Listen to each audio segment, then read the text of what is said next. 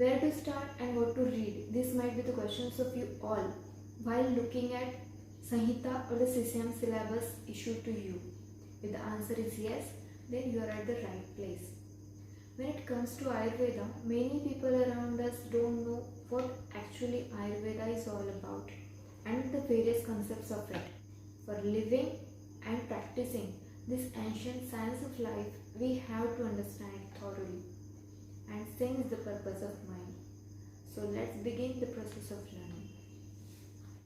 As we know, dosh dhatu malamulam hi shariram. So we are starting with dosh dushadi vijnanya. Since there are no exact words in English that convey meaning of each Sanskrit word, we will be discussing the shlokas in Hindi. To understand today's topic, let's have a quick reminder of some basics. Number 1. सर्वदा सर्वभावानां सामान्यं वृद्धि कारणं ह्रास हेतु विशेषश्च प्रवृत्तिरुभयस्य। अर्थात सदा सभी भावों की वृद्धि करने वाला सामान्य होता है और ह्रास करने का कारण विशेष होता है। आयुर्वेद शास्त्र में सामान्य और विशेष दोनों की प्रवृत्ति की जाती है। In short it means when you will consume same properties in the form of food and the way you behave in day-to-day life, dosh dhatu mal will increase quantitatively and qualitatively and vice versa. Number 2. Dosha pravruddha swalingam darshayati yathabalam क्षीणा जहति स्वलिंगम समहा स्वम कर्म कुर्वते। अर्थात बढ़े हुए दोष अपने बल के अनुसार अपने अपने लक्षणों को दिखाते हैं, क्षीण हुए दोष लक्षणों को शरीर में कम करते हैं और समदोष अपने प्राकृत रूप में रहते हुए अपना अपना कार्य करते रहते हैं। दोषों की शरीर में स्थिति दो प्रकार से होती है। नंबर 1 प्रकृति, दैट इज साम्यावस्था विच लीड्स टू स्वास्थ्य, that is health. The second one is विकृति, that is क्षय, वृद्धि और प्रकोप, which leads to व्याधि or disease. Any substance in body can be evaluated quantitatively, that is द्रव्यतः, और qualitatively गुणतः और कर्मतः. For example, we know पित्त का प्राकृत प्रमाण 5 अंजलि है, पर क्या हम 5 अंजलि पित्त प्रैक्टिकली काउंट कर सकते हैं? तो नहीं. That's why more emphasis has been given on qualitative analysis, that is गुणतः and कर्मतः. मतलब उनके गुण और कर्म इनकी परीक्षा करके हमें दोषों की वृद्धि या क्षय या प्रकोप जानना है. So let's start with वात दोष. तत्र वृक्ष लघुशितः खर सूक्ष्मश्चलो अनिलः. गुणों को हम दो टाइप से डिस्क्राइब कर सकते हैं, एक तो प्रकृति रिलेटेड और विकृति रिलेटेड.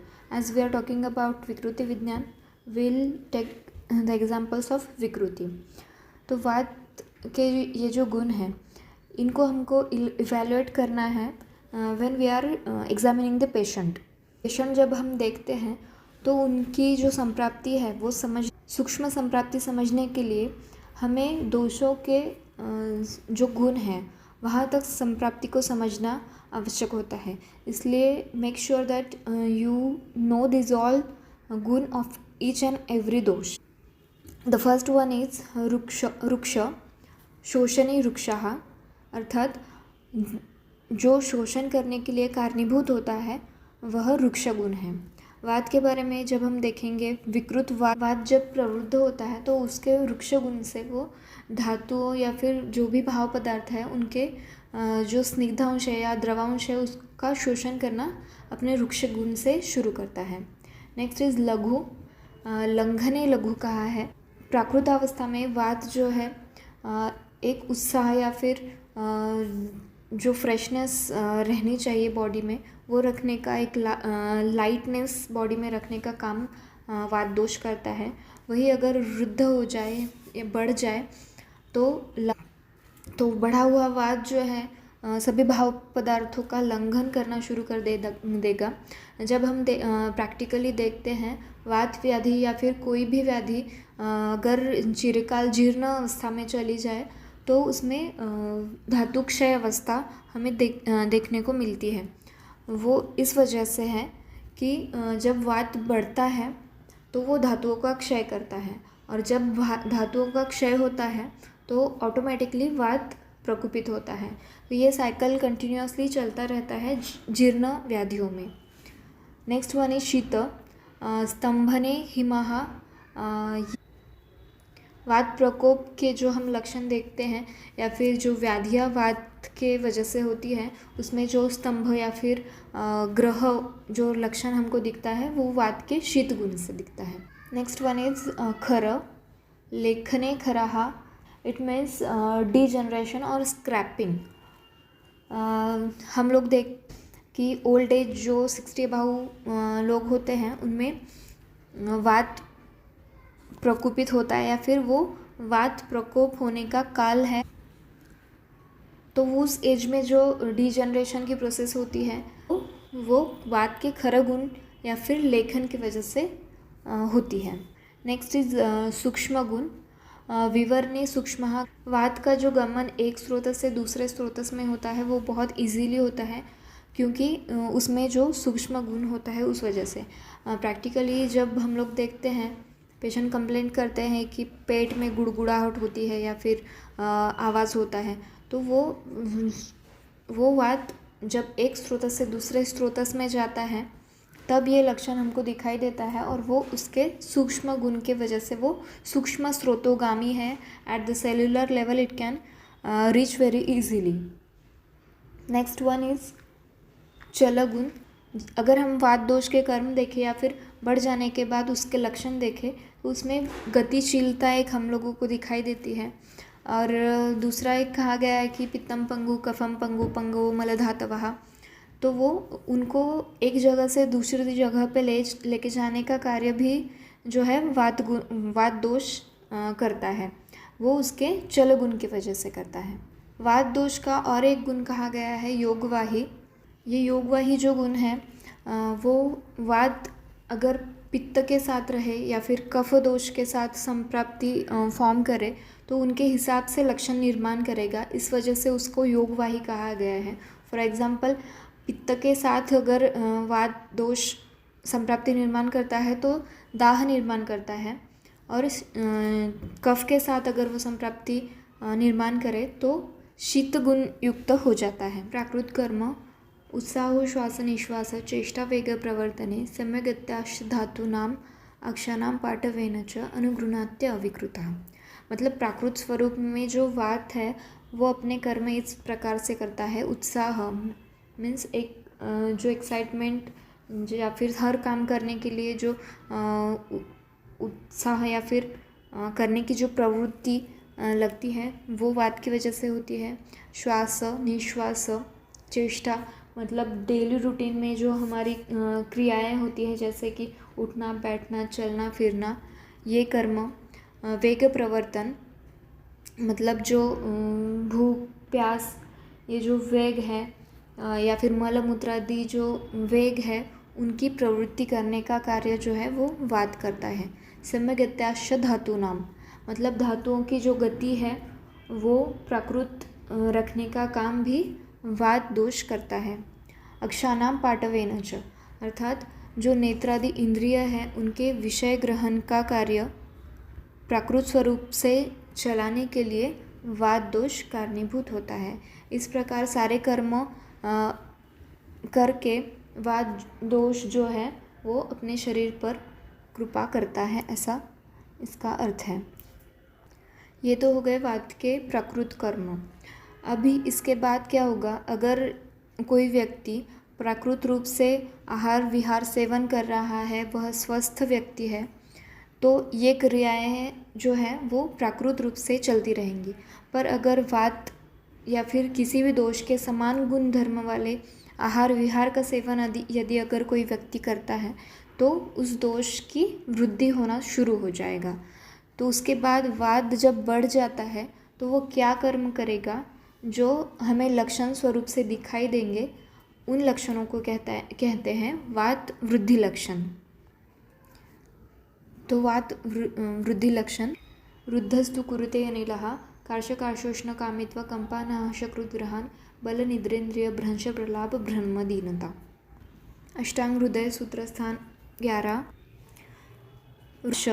First is कार्श। कार्श का अर्थ है कृशता या फिर थिननेस। वात प्रकृति के भी जो इंडिविजुअल्स होते हैं वो कृश होते हैं, ये हम लोगों ने पढ़ाई है पहले।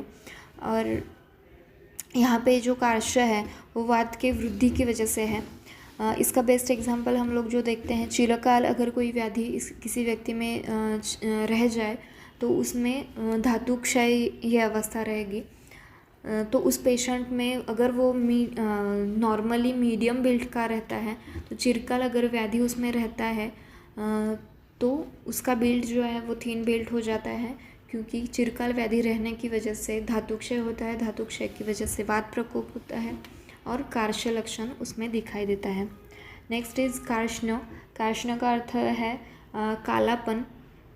इसका मोस्ट कॉमन एग्जांपल हम लोग ले सकते हैं dark circle that we oftenly see in many individuals. या फिर दूसरा एक एग्जांपल हम लोग लेंगे तो वात दोष से रिलेटेड किसी भी व्याधि में अगर आपको वर्ण के बारे में बताया गया है, वातज भेद उसका बोला है, तो उसमें वर्ण जो बोलेंगे तो उसमें कृष्ण वर्ण या फिर शाव वर्णता डिस्क्राइब करते हैं। Next is उष्णकामित्व। उष्णकामित्व ये जो लक्षण है ये विपरीत गुणेच्छा का उदाहरण है। कोई भी दोष अगर बढ़ता है तो वो संचित होने लगता है। हम लोग ये जो पार्ट है हम षटक्रिया काल में डिटेल में और पढ़ेंगे। तो विपरीत गुणेच्छा संचय काल में होती है, वही यहाँ पे हमको दिखाई देगी। वात का जो शीत गुण बढ़ता है उस वजह से उसमें उस पेशेंट में विपरीत गुणेच्छा जो है वो दिखाई देती है। नेक्स्ट इज कंप। कंप ये लक्षण उसको हम लोग ट्रिमर्स कह सकते हैं। The most common example you might have seen is parkinsonism. Old age में अगर आपने किसी को देखा होगा तो हाथों में ट्रिमर्स होते हैं, या फिर उनकी हैंडराइटिंग अगर आप देखें तो उसमें भी एक शेकीनेस उनके हैंडराइटिंग में होता है।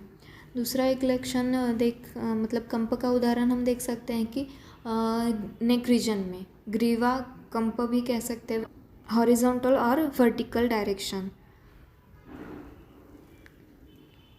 नेक्स्ट है शक्रुद्ग्रहण। शक्रुद्ग्रहण अर्थात पुरुष की जो स्वाभाविक गति है उसमें रुकावट हो जाना, ये लक्षण जो है वो वात के वृक्ष गुण की वजह से होता है। बल भ्रंश, निद्रा भ्रंश और इंद्रिय भ्रंश अर्थात बल का नाश होना, निद्रा का नाश होना या और इंद्रियों की शक्ति का क्षय या फिर ह्रास होना, ये लक्षण वात की वृद्धि की वजह से हमको दिखाई देंगे। उसके बाद है प्रलाप। प्रलाप का अर्थ होता है ज़्यादा बोलना। उन्माद का अगर पेशेंट आप देखें या फिर उन्माद के लक्षण आपने पढ़े होंगे तो उसमें ये लक्षण दिखाई देता है, अति प्रलाप या फिर बहुत ज़्यादा बड़बड़ करना। भ्रम। भ्रम का अर्थ होता है चक्कर आना। दीनता का अर्थ होता है एक फेशियल एक्सप्रेशन जो बहुत ही पेनफुल कंडीशन में या फिर उस पेशेंट को पेन है ये उसके चेहरे से ही दिखाई हमको देता है, उसको हम दीनता या फिर फटीग को हम रिलेट इससे कर सकते। अगर हम शास्त्रों का अच्छी तरह से अध्ययन करें, अगर आप ब्रीफली देखें तो दोषों के क्षय का वर्णन उतने विस्तारता से नहीं किया गया है। इसका कारण यह है कि जो संप्राप्ति व्याधियों की होती है उसमें मोस्ट ऑफ द टाइम दोषों के क्षय की संप्राप्ति बहुत रेयरली हम लोगों को मिलती है। दोषों के वृद्ध होने की वजह से ही संप्राप्ति जो है वो फॉर्म होती है। इस वजह से दोषों के क्षय का वर्णन शास्त्रों में उतने ज़्यादा या फिर विस्तारता से दिखाई नहीं देता। अगर वात दोष क्षीण हो जाए तो उसके क्या लक्षण रहेंगे? लिंगम क्षीणे अनिले अंगस्य साधो अल्पभाषिते हितम संज्ञा मोहस्तथा श्लेष्म वृद्ध्या युक्ता स आमय संभवः। श्लेष्म वृद्धि युक्ता आमय संभवः अर्थात यहाँ पे जो क्षय अपेक्षित है वो वृद्ध अवस्था या फिर वृद्ध हो जाने के बाद क्षय अपेक्षित नहीं है। जब दोष जो है वात दोष समावस्था में रहेगा, समावस्था से अगर क्षीण हो जाए तो उसके क्या लक्षण रहेंगे, इसका वर्णन यहाँ पे है। तो शरीर अवयव में थोड़ी शिथिलता होना, बोलने तथा शरीर की चेष्टाओं में कमी होना, अल्पभाषिते हितम अर्थात कम बोलने में कम बोलना वो पेशेंट प्रिफर करता है। संज्ञा मोह तथा मतलब ठीक न समझ पाना, और लास्टली श्लेष्म वृद्धा युक्ता आमय संभवः मतलब कफ दोष वृद्धि होने के वजह से जो व्याधि होंगे उनकी उत्पत्ति होना, ये लक्षण वात के क्षय होने से होंगे। यहाँ पे जो वर्णन है कि श्लेष्म वृद्ध युक्त आमय संभवः मतलब कफ की वृद्धि से जो व्याधि होते हैं उनकी उत्पत्ति यहाँ वात के क्षय होने से होगी। तो ऐसा क्यों है, क्योंकि ऑलमोस्ट हम लोग अगर डिस्क्रिप्शन देखें तो वात और कफ ये जो दोष हैं इनकी ऑलमोस्ट अपोजिट क्वालिटीज़ है। जैसे फॉर एग्जांपल हम लोग देखें अगर रस के बारे में जो वर्णन किया है, तत्राद्या मारुतम ध्वंति मतलब हम शुरुआत के जो 3 रस है मधुर अम्ल लवण वो वात को कम करते हैं। एट द सेम टाइम जो शुरुआत के जो रस हैं वो कफ की वृद्धि करते हैं। यहाँ हम देखते हैं कि वात और कफ जो है वो ऑलमोस्ट अपोजिट है।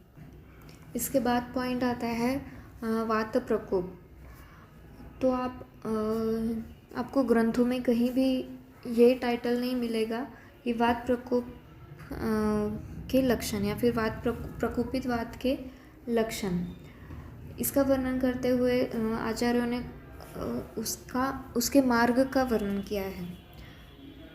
तो होता ये है कि वृद्धि की जो अवस्था है, दोष वृद्ध हुआ है, अगर उसका निदान करने के बाद उसके शमन के लिए अगर चिकित्सा की जाए या फिर हेतु परिवर्जन निदान परिवर्जन करके दोष का शमन किया जाए तो आगे की जो अवस्था है वो फॉर्म नहीं होगी। पर अगर हेतुओं का सेवन कंटिन्यूसली करता रहे पेशेंट तो वो दोष संचित होके प्रकोप की ओर बढ़ते हैं और प्रकोप के लक्षण निर्माण होते हैं। पर ये प्रकोप होता क्या है, तो वात की वृद्धि अवस्था के बाद अगर निरंतर हेतुओं का सेवन पेशेंट अगर करता रहे तो दोष प्रकोपित अवस्था की ओर बढ़ता है। तो प्रकोप क्या होता है, स्वस्थान पे जो वृद्धि होती है उसे संचय कहते हैं, और उसके बाद भी अगर हेतु सेवन चलता रहे तो दोष अपने स्थान से निकलकर दूसरे स्थान पर चले जाते हैं। अगर उसके बाद भी हेतु सेवन चलता रहे तो ये दोष जो है वो प्रकोपित होकर अनेक प्रकार के शाखागत, कोष्ठगत और अस्थिसंधिगत रोगों की उत्पत्ति करते हैं। ये जो 3 हैं इनको रोग मार्ग कहा है, जो हम डिटेल में आगे पढ़ेंगे। तो इन रोग मार्गों में जाकर वात जो लक्षण उत्पन्न करता है उन लक्षणों को वात के प्रकोप के लक्षण कहा गया है। पहले देखेंगे वात प्रकोप हेतु या फिर कारण। तो वात प्रकोप के जो कारण दिए गए हैं उनको हम डिवाइड करके स्टडी कर सकते हैं, क्योंकि विविध आचार्यों ने विविध लक्षण विविध आचार्यों ने विविध कारण बताए हैं। उनको अगर हम डिस्ट्रीब्यूट करके लर्न करें तो वो हमें मेमोराइज करने में भी इजी होगा। उनको हम डिवाइड कर सकते हैं द्रव्य हेतु, गुण हेतु, कर्म हेतु, काल हेतु और मानस हेतु, या फिर आहार हेतु, विहार हेतु और काल हेतु। ये जो डिवीज़न है ये आपको याद करने के लिए भी इजी है और एग्ज़ाम में लिखने के लिए भी आपको इस टाइप से अगर आप लिखो तो वो इजी रहेगा। द्रव्यों में जो हेतु आते हैं वो है मूंग रहेगा, मसूर की दाल, उड़द की दाल, मटर, चना। तो स्प्राउटिंग करके जो भी हम लोग कंज्यूम करते हैं वो बातें। आज के लाइफस्टाइल में अगर देखें हम बेकरी प्रोडक्ट्स या फिर फर्मेंटेड प्रोडक्ट्स या फिर ड्राई एंड प्रिजर्व प्रोडक्ट्स, ये जो है वो वात को बढ़ाते हैं। उसके बाद है गुण हेतु, कटु तिक्त कषाय रसयुक्त जो आहार है वो, अति क्षार, अति शीतवीर्य, वृक्ष लघु आदि गुण वाले द्रव्य, विष्टंभकारक पदार्थ, प्रमिताशन जो कहा गया है मतलब कम खाना। कर्म हेतु में है अति व्यायाम, जो कि आजकल बहुत देखने को मिलता है। हमारे शास्त्रों में बताया है, व्यायाम की एक स्पेसिफिक विधि बताई है, या फिर किस लिमिट तक व्यायाम करना चाहिए, अर्धशक्ति व्यायाम करना चाहिए, ये कहा गया है। इसका पालन न करते हुए दिन भर किसी भी टाइम में जो जिम को अटेंड किया जाता है वो चीज़ें वात का प्रकोप करती है। अतिमैथुन, वेग उदीरन धारणे, वेग के धारण के बारे में तो बहुत हम लोग डिस्कस करते हैं, पर उदीरन के बारे में उतना डिस्कस नहीं किया जाता। उदीरन करना मतलब अननेसेसरीली अगर कोई वेग आया नहीं है तो भी उसकी प्रवृत्ति करना। उसके बाद है रात्रि जागरण, प्रवात मतलब बहुत हवा चल रही है उसका सेवन करना, अति व्यायाम। और कर्म हेतु में अगर हम जनरली भी देखें, आजकल की लाइफस्टाइल के जो हेतु है, आजकल जो वाहन है हमारे, बहुत स्पीड से हम लोग कहीं भी अगर एक जगह से दूसरी जगह पे ट्रैवल करते हैं तो किसी भी स्पीड वाली व्हीकल से ही करते हैं, उस वजह से भी जो है वो वात प्रकोप होता है। काल हेतु का हम अगर वर्णन देखें तो हमने जैसे पढ़ा है ऋतु और दोष संबंध पढ़ा है। ग्रीष्म ऋतु में वात का क्षय होता है, वर्षा ऋतु में वात का प्रकोप होता है। वैसे ही दिनचर्या में अगर दिन के हम काल देखें तो दिन के अंत में, रात्रि के अंत में और भोजन के अंत में वात का प्रकोप होता है। उसके बाद वृद्धावस्था में और जंगल प्रदेश में, फॉर एग्जांपल राजस्थान का जो एरिया है उधर नॉर्मली ही वात प्रकोप होने वाले हेतु होते हैं। मानस हेतु जिसमें है क्षोभ, लैक ऑफ स्टेबिलिटी, चिंता, स्ट्रेसफुल कंडीशंस, शोक जिसमें सैडनेस या फिर किसी भी बात से हम लोग दुखी है, भय, किसी बात से घबराहट है, और कामेच्छा, इन कारणों से वात का प्रकोप होता है। प्रकोपित वात दोष के कर्म संस्रव्यास, व्यध स्वाप, साद रुक तोद भेदनम, संग अंगभंग संकोच, वर्त हर्षण तर्शनम, कंप पारुष्य सौशिर्य, शोष स्पंदन वेष्टनम, स्तंभः कषाय रसता, वर्णः शाव अरुणो अपि वा, कर्माणि वायोः। स्रंस्र अर्थात शरीर के किसी अंग का अपने स्थान से खिसक जाना, अर्थात उसका जो नॉर्मल पोजीशन है वहाँ से वो निकल जाता है। फॉर एग्ज़ाम्पल जब हम देखते हैं whether it is about rectum और यूटेरस, जो आपने देखा होगा कि उसमें जो प्रोलैप्स होता है उसमें भी कुछ डिग्रीज़ होते हैं कि अगर वो पार्शली अगर खुद की जगह से नीचे आ जाए तो उसको हम स्रंस्र कह सकते हैं, और टोटली जो उसका प्रोलैप्स होता है वेदर इट इज़ यूटेराइन और रेक्टल प्रोलैप्स तो हम उसको भ्रंश कह सकते हैं। नेक्स्ट इज़ व्यास। व्यास मतलब किसी भी ऑर्गन का जो है आकार बढ़ जाना। एक्चुअली इट इज़ नॉट धातु वृद्धि, मतलब जो वो ऑर्गन जिस धातुओं से बना हुआ है उसकी वृद्धि यहाँ पे अपेक्षित नहीं है। उसमें जो एक कॉम्पैक्टनेस होती है उस धातु में जिससे वो संगठित हुआ है, उसकी जो स्ट्रेंथ है वो कम हो जाने से वो धातु जो है उसमें शैथिल्य होने की वजह से उसका प्रसरण होता है, और उसके बाद जो लक्षण उस ऑर्गन के बारे में होता है तो उसे व्यास कहते हैं। नेक्स्ट इज व्यध, मतलब कुछ वेद हो रहा है या फिर स्टैबिंग जिसको हम कहते हैं उस टाइप से अगर पीड़ा रहेगी तो उसे व्यध कहते हैं। स्वाप, अंग विशेष का सुन्न हो जाना, एक नमनेस वहाँ पे होती है, मतलब जो स्पर्श ध्यान वहाँ पे होना चाहिए वो नहीं होता। साध अर्थात असाध, मतलब एक टाइप से जो मूवमेंट रिस्ट्रिक्शन जो है वहाँ पे होता है। रुक, पीड़ा मतलब पेन। तोद, सुई चुभने की सी पीड़ा वहाँ पे होती है। भेदन, फटने की सी पीड़ा। संग, रुकावट या फिर ऑब्स्ट्रक्शन जिसको हम कह सकते हैं। अंगभंग, अंग में टूटने जैसी पीड़ा का होना।